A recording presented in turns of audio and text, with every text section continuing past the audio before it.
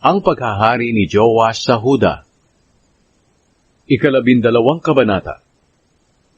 Naging hari si Joash ng Huda ng 7 taon ng paghahari ni Jehu sa Israel.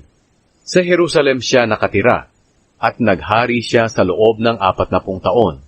Ang ina niya ay si Zibia na taga Beersheba. Sa buong buhay niya, matuwid ang ginawa niya sa paningin ng Panginoon, dahil tinuruan siya ng paring si Jehoiada. Pero hindi niya ipinagiba ang mga sambahan sa matataas na lugar, kaya nagpatuloy ang mga tao sa paghahandog at pagsusunog ng mga insenso. Sinabi ni Joash sa mga pari, "Kolektahin ninyo ang lahat ng pera na dinala sa templo ng Panginoon bilang handog.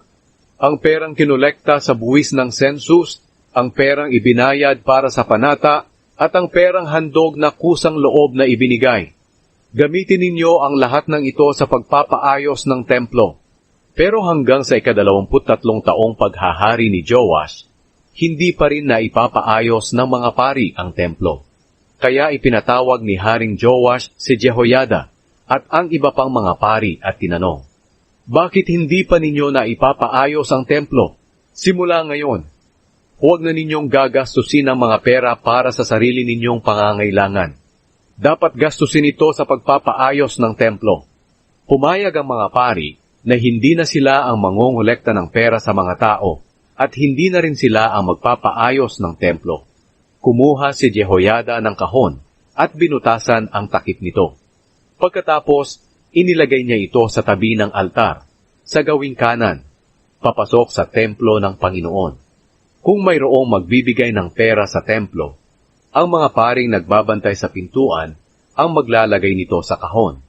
Kapag puno na ang kahon, binibilang ng kalihim ng hari at ng punong pari ang pera at inilalagay nila ito sa mga lalagyan. Pagkatapos, ibibigay nila ang pera sa mga tao na namamahala sa pagpapaayos ng templo. Ito ang ibinabayad nila sa mga nagtatrabaho sa templo ng Panginoon, ang mga karpintero, mga mason, at iba pang mga manggagawa.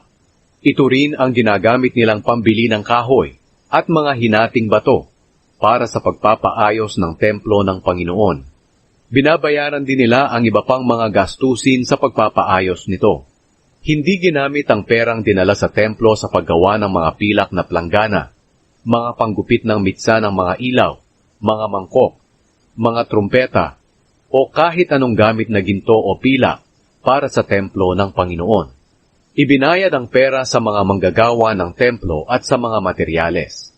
Hindi na sila hinihinga ng listahan kung paano ginastos ang pera, dahil tapat at mapagkakatiwalaan sila. Ang perang ibinigay kasama ng mga handog na pambayad ng kasalanan at ng mga handog sa paglilinis ay hindi dinadala sa templo ng Panginoon, dahil para ito sa mga pari. Nang panahong iyon, si Haring Hazael ng Aram ay lumusob sa Gat at nasakop ito. Pagkatapos, binalak din niyang lusubin ang Jerusalem. Tinipon ni Haring Joash ang mga inihandog niya, pati ang lahat ng bagay na inihandog para sa Panginoon ng mga ninuno niya na sina Jehoshaphat, Jehoram at Ahazaya na mga hari ng Huda. Ipinadala ni Joash ang lahat ng ito kay Hazael, pati na ang lahat ng ginto na naroon sa bodega ng templo ng Panginoon at ang mga nasa palasyo. Kaya hindi na lumusob si Hazael sa Jerusalem.